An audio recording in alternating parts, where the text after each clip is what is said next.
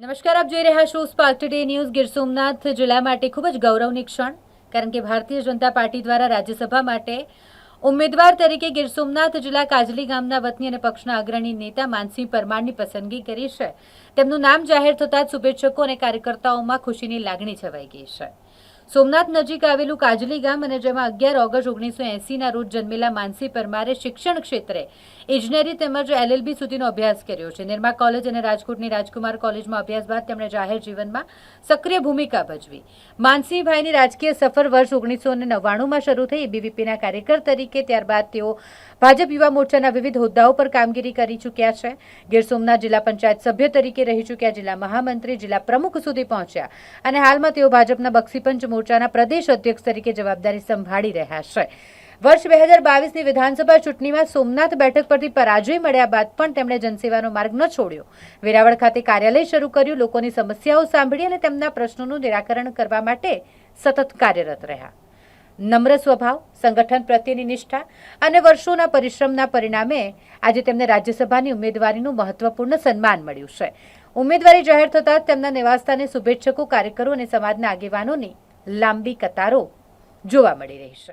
માનસિંહ પરમાર, ભારતીય જનતા પાર્ટીના કાર્યકર્તા, ગીર સોમનાથ.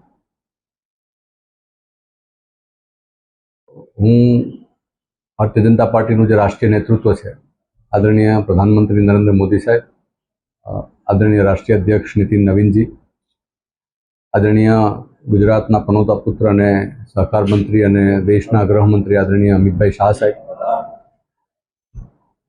ગુજરાતનું પ્રદેશનું નેતૃત્વ આદરણીય જગદીશ વિશ્વકર્મા સાહેબ, આદરણીય મુખ્યમંત્રી ભૂપેન્દ્રભાઈ પટેલ સાહેબ, મારા મિત્ર અને યુવાનોના પ્રેરણાસ્ત્રોત એવા ગુજરાત રાજ્યના નાયબ મુખ્યમંત્રી આદરણીય હર્ષભાઈ સંઘવી સાહેબ, રત્નાકરજી, આ બધાનો હૃદયપૂર્વક આભાર માનું છું. ભારતીય જનતા પાર્ટીના એક સામાન્ય કાર્યકર્તાને આજે રાજ્યસભાના સાંસદના ઉમેદવાર તરીકે જાહેર કરેલ બદલ, વિદ્યાર્થી પરિષદથી કામ કરતો યુવા મોરચામાં અલગ અલગ જવાબદારીઓ આપતા પાર્ટીએ જિલ્લાના અધ્યક્ષ તરીકે પણ મને જવાબદારી આપી હતી. હું જિલ્લાનો મહામંત્રી પણ હતો અને જિલ્લા પંચાયતનો સભ્ય પણ રહી ચૂક્યો છું. 2022માં પાર્ટીએ મને વિધાનસભાના ઉમેદવાર તરીકે પણ તક આપી હતી. સંગઠન પર્વ 2024-25માં પણ મને સૌરાષ્ટ્ર ઝોનના સદસ્યતા અભિયાનના સંયોજક બનાવેલા.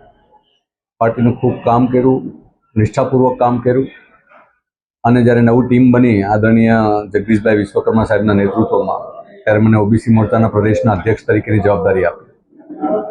અને આજે જ્યારે ગુજરાતમાંથી 4 રાજ્યસભાના સાંસદો જેની મુદત પૂરી થતાં નવી ચૂંટણી આવી, એમાં મને ભારતીય જનતા પાર્ટીએ ઉમેદવાર તરીકે રાજ્યસભાના જાહેર કર્યો છે.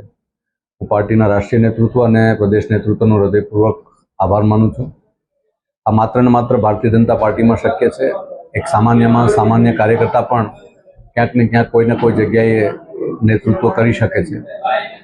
બાકી આ દેશની અન્ય કોઈ પ્રાદેશિક પક્ષો હોય કે રાષ્ટ્રીય પક્ષો હોય, આમાં ક્યાંય કોઈ જગ્યાએ લાગવકશાહી અને પરિવારવાદ સિવાય અન્ય કોઈને ક્યારેય સ્થાન નથી મળતું.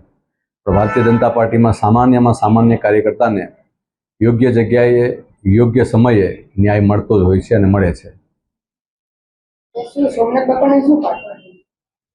ભોળાનાથને પ્રાર્થના કરીએ કે આદરણીય નરેન્દ્રભાઈ મોદી સાહેબના નેતૃત્વમાં આજે જ્યારે દેશ વિકાસ તરફ આગળ વધી રહ્યો છે, સોમનાથ દાદાને પ્રાર્થના કરીએ નરેન્દ્રભાઈને દીર્ઘાયુષ્ય આપે, ખૂબ લાંબી ઉંમર આપે અને સતત ને સતત આ દેશનું નેતૃત્વ અને વિશ્વનું નેતૃત્વ કરે. ભારત ખૂબ આગળ વધે અને ભારતીય જનતા પાર્ટીના, ભારતીય જનસંઘના જે પૂર્વજો છે, જેમણે જે જોયેલા સ્વપ્ન છે, એ સ્વપ્ન સાકાર થાય. માં ભારતીને પરમ વૈભવના શિખર ઉપર પહોંચાડવાનું જે સ્વપ્ન હતું, એ સ્વપ્ન સાકાર થાય એવી ભગવાન સોમનાથને અમે પ્રાર્થના કરી.